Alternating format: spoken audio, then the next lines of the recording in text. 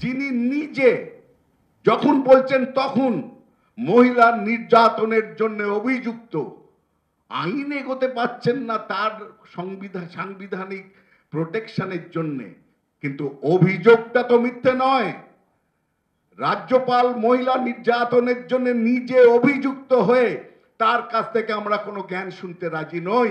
আগে নিজেকে নির্দোষ প্রমাণ করে আসুন, সাহস থাকে তো, তারপরে অন্য কথা, জ্ঞানের কথা। কুণাল বাবুর মাথা খারাপ হয়ে গেছে, ওনাকে আরজি করে ভর্তি করার জন্য আমি অনুরোধ করছি, মানে সাজেশন দিচ্ছি, উনি আরজি করে ভর্তি হন, কোনো অসুবিধা নেই।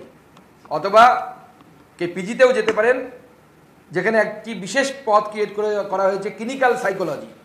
সেই ক্লিনিক্যাল সাইকোলজির একজন ডাক্তারবাবু আছে, ম্যাডাম, তার কাছেও যেতে পারেন। উনি বিশেষ ডাক্তার, বিশেষভাবে ক্যাবিনেট দ্বারা তার পদটা তৈরি করা হয়েছে। তিনি এতটা ব্রিলিয়ান্ট, নোবেল টোবেল আছে 2-4খানা, সেই ডাক্তারবাবুর কাছে যেতে পারেন। রাজ্যপাল একজন চিফ সেক্রেটারি ছিলেন, এক্স চিফ সেক্রেটারি, যিনি রাজ্যপাল আছেন।